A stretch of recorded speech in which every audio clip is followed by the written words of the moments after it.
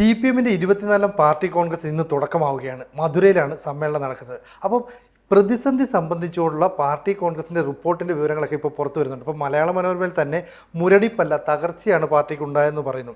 തൊഴിലാളി വർഗത്തിന്മേലുള്ള പാർട്ടിയുടെ സ്വാധീനം തകർന്നെന്ന ഗുരുതര നിഗമനത്തോടെ CPM പാർട്ടി കോൺഗ്രസിൻ്റെ റിപ്പോർട്ട് ഇന്ന് ആരംഭിക്കുന്ന സമ്മേളനത്തിൽ അവതരിപ്പിക്കുന്ന റിപ്പോർട്ട് തെരഞ്ഞെടുപ്പ് രംഗത്തും സമരരംഗത്തും പാർട്ടി പരാജയമാണെന്ന് സമ്മതിക്കുന്നു. പോളിറ്റ് ബ്യൂറോയിൽ ഉൾപ്പെടെ ഇതിൽ വീഴ്ചയുണ്ട് എന്ന് പറഞ്ഞാൽ BJP കേരളത്തിൽ ഉൾപ്പെടെ ക്രമാനുഗതമായി വളരാനുള്ള കാരണം CPM-ൻ്റെ വീഴ്ചയാണ്. ഇത് തന്നെയാണ് ത്രിപുരയിലും പശ്ചിമ ബംഗാളിലും സംഭവിച്ചത്.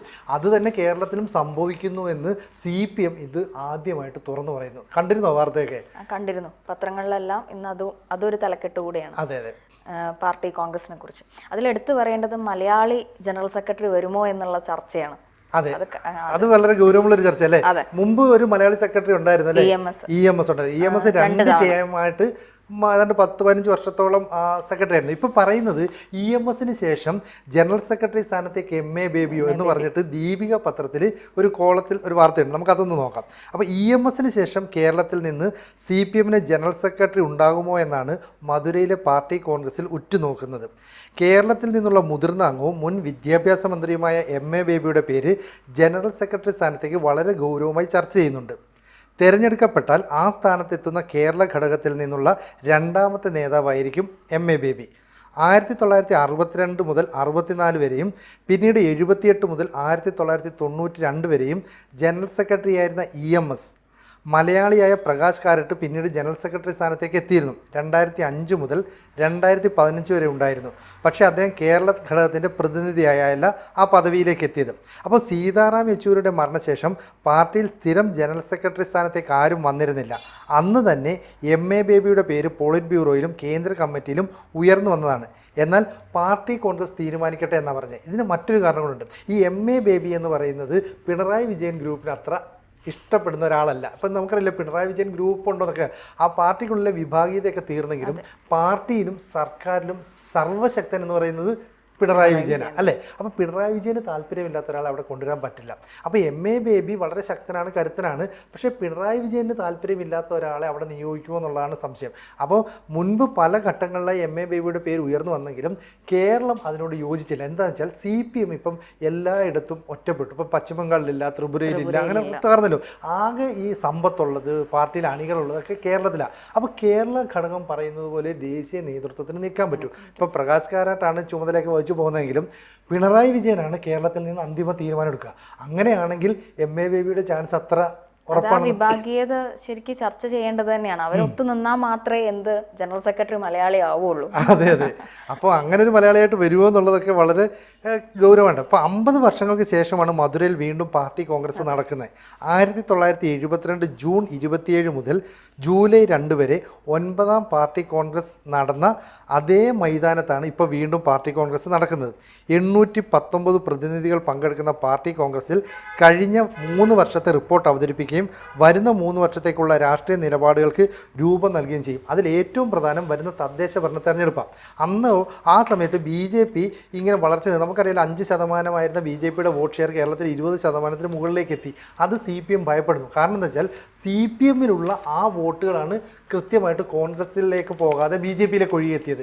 അവിടെയാണ് പ്രശ്നം. കാരണം കോൺഗ്രസിലേക്ക് പോയായിരുന്നെങ്കിൽ CPM-ഉം കോൺഗ്രസും തമ്മിലുള്ള ഒരു ഫൈറ്റായിട്ട് മാറിയേനെ. ഇപ്പം ഇന്ത്യ മുന്നണിയുടെ ഭാഗമാണ് CPM, ഒപ്പം കോൺഗ്രസും. പക്ഷേ ഇപ്പം ഈ പാർട്ടി കോൺഗ്രസ് എടുക്കാൻ പോകുന്ന തീരുമാനം കേരളത്തിൽ കോൺഗ്രസിനെതിരാണ് CPM. അതുപോലൊരു നിലപാടെടുത്താൽ മതി ദേശീയ തലത്തിലും എന്ന് പറഞ്ഞാൽ ഇന്ത്യ മുന്നണിയിൽ കോൺഗ്രസുമായിട്ട് ചേർന്നൊന്നും നിൽക്കേണ്ട, ഒരു എന്താ പറയുക, ഒരു ഡിസ്റ്റൻസ് കീപ്പ് ചെയ്യണമെന്ന് പറയും. കാരണം എന്താ അറിയോ, കേരളത്തിൽ കോൺഗ്രസുമായി മത്സരിച്ചാൽ മാത്രമേ CPM-ന് നിലനിൽപ്പുള്ളൂ. ആ ഭാഗത്തേക്ക് BJP വന്നാൽ CPM-ന് അതൊരു വലിയ വെല്ലുവിളിയാകും.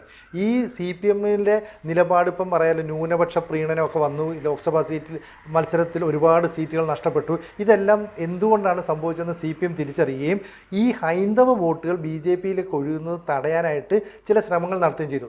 ഈ പാർട്ടി കോൺഗ്രസ് അത് വലിയ ചർച്ചയായി മാറും. അപ്പോൾ ക്ഷേത്ര ഭരണ സമിതിയിൽ അധികാരം ഏറ്റെടുക്കുന്ന അല്ലെങ്കിൽ അത് പിടിച്ചെടുക്കുന്ന ഉൾപ്പെടെയുള്ള കാര്യങ്ങളിലേക്ക് CPM മാറി ചിന്തിക്കുകയാണ്. അപ്പോൾ തങ്ങൾക്ക് തെറ്റുപറ്റി, മുരടിപ്പല്ല ഉണ്ടായത് വലിയ തകർച്ചയാണ് ഉണ്ടായതെന്ന് അവർ പറയുകയാണ്. അപ്പം ഈ തൊഴിലാളികളെ സംഘടിപ്പിക്കുന്നതിൽ വീഴ്ച ഉണ്ടായിട്ടുണ്ട്, പ്രക്ഷോഭങ്ങളും പ്രചരണ പ്രവർത്തനങ്ങളും സംഘടിപ്പിക്കുന്നതിൽ CPM വീഴ്ച ഉണ്ടായിട്ടുണ്ട്. ഇതൊക്കെ തന്നെ പാർട്ടിക്ക് വലിയ നയവ്യതിയാനം ഉണ്ടാക്കുന്ന കാര്യത്തിൽ സംശയം വേണ്ട അല്ലേ? സ്വാഭാവികമായിട്ടും അങ്ങനെ കരുതിക്കൂടെ ഈ പാർട്ടി കോൺഗ്രസിൽ? അതെ, കരുതാം. അതുപോലെ വേറൊരു പ്രവർത്തന റിപ്പോർട്ട് പുറത്തു വന്നു എന്ന് കേൾക്കുന്നുണ്ട്. സിനുജി കേട്ടിട്ടുണ്ടായിരുന്നോ?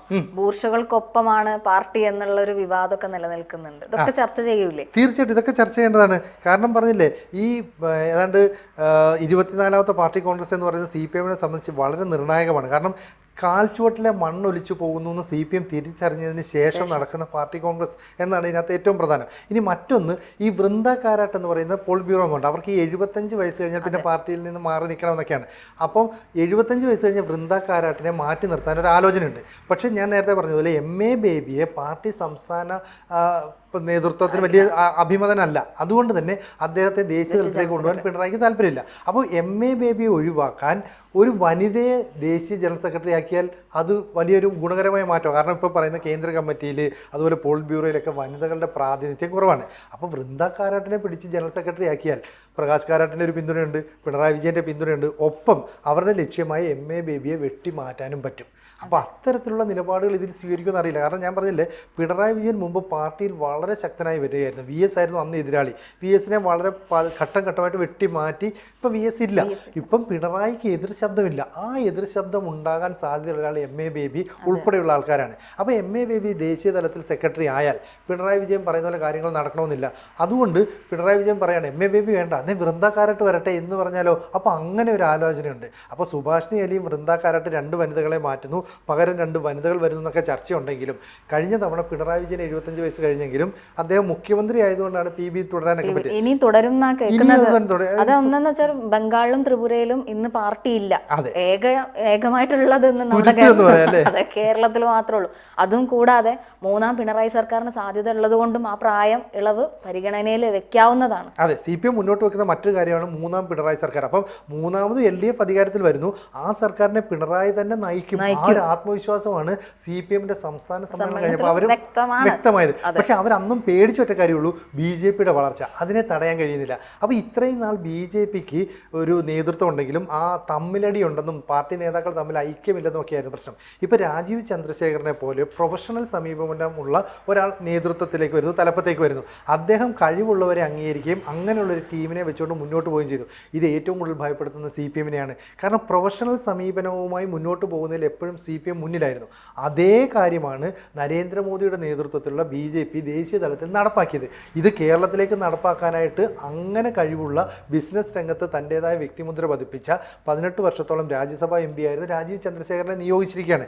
അദ്ദേഹം ഇതേപോലെ താഴെ തട്ടിൽ നിന്ന് പ്രവർത്തകരെ അടുക്കി കൊണ്ടുവരുന്നു. മുകൾ തട്ടിൽ കൃത്യമായ പ്രവർത്തനം നടത്തുകയും താഴെ തട്ടിൽ പ്രവർത്തകരെ കൃത്യമായ ദിശയിൽ നയിക്കുകയും ചെയ്താൽ ഈ പാർട്ടി കേഡർ എന്ന് പറയുന്ന സംവിധാനം CPMനുള്ളിൽ മാത്രമല്ല BJPക്കുള്ളിൽ ഉണ്ടെന്നും ജനങ്ങൾ മനസ്സിലാക്കും. അപ്പോൾ ജനങ്ങളുടെ ഉള്ളിൽ നിന്ന്, ജനങ്ങളുടെ മുന്നിൽ നിന്നും മറച്ചു വെക്കുന്ന കേന്ദ്രാവിഷ്കൃത പദ്ധതികൾ അത് മുഴുവൻ ഇങ്ങനെയാണ് സംസ്ഥാനം പേര് മാറ്റി അവതരിപ്പിക്കുന്നതൊക്കെ ജനങ്ങളെ ബോധ്യപ്പെടുത്തിയാൽ ഒരുപക്ഷെ BJPക്ക് കൂടുതൽ സപ്പോർട്ട് കിട്ടും. അപ്പോൾ ഈ പാർട്ടി കോൺഗ്രസ് അത് വലിയ രീതിയിൽ ചർച്ച ചെയ്യും. അപ്പം പാർട്ടിക്ക് ഈ 2 തവണ അധികാരം കിട്ടിയപ്പോൾ തന്നെ അവർക്ക് ഭയങ്കര അഹങ്കാരമായിപ്പോയി.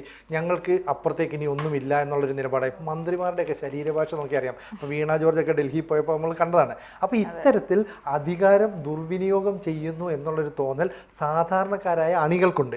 അപ്പോൾ അവരെ ഒന്ന് വിശ്വാസത്തിലെടുക്കാൻ, കയ്യിലെടുക്കാൻ CPM നേതൃത്വത്തിന് സാധിച്ചില്ലെങ്കിൽ ഒരുപക്ഷെ കോൺഗ്രസ് ഇവിടെ തകരുകയും BJP വളരുകയും ചെയ്യും. അതവരെ പേടിപ്പിക്കും. അതുപോലെ യുവതലമുറയെ പരിഗണിക്കാനുള്ള കാര്യങ്ങളൊക്കെ നടക്കുന്നുണ്ട് അണ്ടർഗ്രൗണ്ടിൽ എന്നുള്ളതാണ് ഒരു വിവരം. സത്യത്തിൽ അത് സിനുജിക്ക് തോന്നുന്നുണ്ടോ അത് പ്രാവർത്തികമാവുന്നു? അല്ല, അങ്ങനെ പറയാൻ പറ്റില്ല. കാരണം ഇപ്പം ഈ CPMനെ സംബന്ധിച്ചിടത്തോളം അവർക്ക് ചില കാര്യങ്ങളിൽ ഇപ്പം നിർണായകമായ സ്വാധീനമുണ്ട്. ഇപ്പം ഈ വഖഫിൻ്റെ കാര്യം തന്നെ എടുക്കുക. ഈ വഖഫിൽ നിയമം ഭേദഗതി ചെയ്യാനായിട്ട് കേന്ദ്ര സർക്കാർ ആലോചിക്കുന്നു. കുറേ മാസങ്ങളായിട്ട് ഈ ആലോചനയൊക്കെ നടക്കുകയാണ്. അന്ന് കേരളം ഭരിച്ചിരുന്ന ഇപ്പം കേരളം ഭരിക്കുന്ന ഇടത് സർക്കാരാണല്ലോ, കൂടുതൽ MLA മാരും അവരുടെയാണ്. അവരുൾപ്പെടെ കോൺഗ്രസിൻ്റെ, ലീഗിൻ്റെ എല്ലാ MLA മാർ 140 MLA മാരും വഖഫ് നിയമ ഭേദഗതിക്കെതിരായ നിലപാട് സ്വീകരിച്ചു. അപ്പോൾ ഈ നാട്ടിൽ CPM-ന് വോട്ട് ചെയ്ത, LDF-ന് വോട്ട് ചെയ്ത, UDF-ന് വോട്ട് ചെയ്ത മുഴുവൻ ക്രൈസ്തവ ആളുകൾ എന്താ വിശ്വസിക്കുന്നത്? അവർ ന്യൂനപക്ഷ വിഭാഗക്കാരായ മുസ്ലിങ്ങൾക്ക് വേണ്ടി നിലകൊള്ളുന്നു. അത്തരത്തിലുള്ള CPM-കാരെ ഇനി നമ്മൾക്ക് വേണോ? അത്തരത്തിലുള്ള കോൺഗ്രസ്സുകാരെ നമുക്ക് വേണോ? കഴിഞ്ഞ ദിവസം KCBC പുറത്തിറക്കിയ ഒരു പ്രസ്താവനയിൽ പറഞ്ഞിരുന്നു, ഞങ്ങളെ സപ്പോർട്ട് ചെയ്യാത്ത MP-മാരുണ്ടെങ്കിൽ അവരെ ബഹിഷ്കരിക്കാൻ പോലും ഞങ്ങൾ തയ്യാറാകും. അപ്പോൾ CPM-ൻ്റെ പാർട്ടി കോൺഗ്രസ്സിൽ ഈ വഖഫുമായി ബന്ധപ്പെട്ട പ്രശ്നവും ഉയർന്നു വരാൻ സാധ്യതയുണ്ട്. കാരണം എന്താ പറയുക, ഇന്ന് ലോക്സഭയിൽ ഈ വിഷയം ചർച്ച ചെയ്യുകയാണ്. 8 മണിക്കൂറിലധികം ഈ വിഷയം ചർച്ച ചെയ്യും. ഇനി ഈ കേരളത്തിലെ MP-മാരോ അല്ലെങ്കിൽ പ്രതിപക്ഷമോ എതിർത്താൽ പോലും ഈ ബില്ല് പാസ്സാക്കിയെടുക്കാനുള്ള ശക്തി നിലവിൽ NDA സർക്കാരിനുണ്ട്. അതുകൊണ്ട് തന്നെ ആ ബില്ല് പാസ്സാകുമെന്നുള്ള കാര്യം ഉറപ്പാണ്.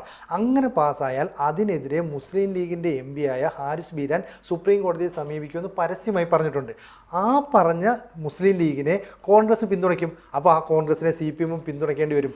ഇവിടെ പാർട്ടി കോൺഗ്രസ്സിൽ അവതരിപ്പിക്കുന്ന റിപ്പോർട്ട് അനുസരിച്ച് ഇനി CPM-ഉം കോൺഗ്രസും ഒന്നിച്ചു പോകണ്ടെന്നാണ്. കേരളത്തിൽ എങ്ങനെയാണോ നിലപാട് സ്വീകരിക്കുന്നത് അത് തന്നെ മതി ബംഗാളിലും ത്രിപുരയിലും ഡൽഹിയിലും അടക്കം. അപ്പോൾ കോൺഗ്രസുമായി ചേരാതെ എപ്പോഴും CPM ഒന്ന് മാറി നിൽക്കണം. ഇത് കേരളത്തിലെ ഘടകം പറഞ്ഞാൽ മറ്റുള്ളവർക്ക് അംഗീകരിക്കാതിരിക്കാൻ പറ്റില്ല. അതാണ് ഈ വാർത്തകളുടെയൊക്കെ ഒരു ഉള്ളിൽ നിന്ന് നമുക്ക് മനസ്സിലാകുന്നത് അല്ലേ? തീർച്ചയായിട്ടും ഇത്തരത്തിലുണ്ട്. ഇനി ഇതിൻ്റെ അകത്തെ പേജിലൊരുണ്ടോ, ഈ പാർട്ടി ശക്തിപ്പെടുത്തൽ പാളുന്നു എന്ന് CPM ഏറ്റു പറയുന്നുണ്ട്. അതായത് തെറ്റിദ്ധരിത്തൽ പ്രക്രിയയിലൂടെ അംഗത്വ ഗുണനിലവാരം മെച്ചപ്പെടുത്തി പാർട്ടിയുടെ ശക്തി വർദ്ധിപ്പിക്കാനുള്ള തീരുമാനം വർഷങ്ങൾ കഴിഞ്ഞിട്ടും നടപ്പാക്കാനായിട്ടില്ല. താഴെ തട്ടിലുള്ള ജനങ്ങളുടെ പ്രശ്നങ്ങൾ ഏറ്റെടുക്കുന്നതിലെ വീഴ്ചയാണ് പാർട്ടിയുടെ മുരടിപ്പിന് കാരണമെന്നാണ് CPM കാണുന്നത്. ചോരുന്ന സംഘടനാശേഷി ശക്തിപ്പെടുത്താൻ 2015 കൊൽക്കത്ത പ്ലീനം തീരുമാനിച്ചെങ്കിലും ലക്ഷ്യം കണ്ടില്ല. അപ്പോൾ CPM-ൻ്റെ ഉദ്ദേശ ലക്ഷ്യങ്ങളൊന്നും അങ്ങോട്ട് രക്ഷപ്പെട്ടില്ല. അതായത് നവകേരള രേഖയ്ക്ക് ഉൾപ്പെടെ പിന്തുണ തേടി കേരള ക്യാമ്പയിൻ ഒക്കെ നടത്താനായിട്ട് തീരുമാനിക്കുന്നുണ്ട്.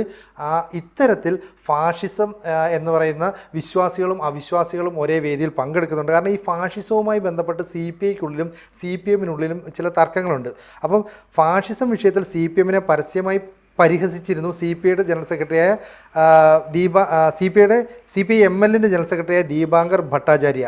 BJP ഭരണം ഫാഷിസം എന്ന് വിളിച്ചാൽ ഇതുവരെ സംഭവിച്ചതൊന്നും പോരാ എന്ന് പറഞ്ഞിരിക്കാതെ ഫാഷിസ്റ്റ് വിരുദ്ധ ഐക്യത്തിനായി CPM താല്പര്യപ്പെടണമെന്നും ദീപാങ്കർ ചൂണ്ടിക്കാട്ടി. അപ്പം ഈ ഫാഷിസം എന്ന കാര്യത്തിൽ CPM-നുള്ളിൽ, CPI-ക്കുള്ളിൽ, CPI-ML എന്ന് പറയുന്ന പാർട്ടികളിലൊക്കെ തന്നെ ചില അഭിപ്രായ വ്യത്യാസങ്ങളുണ്ട്. ഇതെല്ലാം തന്നെ ഈ പാർട്ടി കോൺഗ്രസ് ചർച്ച ചെയ്യും. എന്തായാലും നമ്മൾ ആദ്യം പറഞ്ഞ വിഷയത്തിലേക്ക് പറഞ്ഞുകൊണ്ട് നമുക്ക് നിർത്താം. കാരണം ഈ MA ബേബി അല്ലേ, EMS-ന് പകരം MA ബേബി വരുമോ എന്നുള്ളതാണ്. അത് വളരെ ഗൗരവത്തോടെ കാണുന്നു. കാരണം 2 ഘട്ടങ്ങളിലായിട്ട് EMS അധികാരത്തിൽ ഏറ്റതിന് ശേഷം മറ്റൊരാൾക്ക് ആ പദവിയിലേക്ക് എത്താൻ പറ്റില്ല.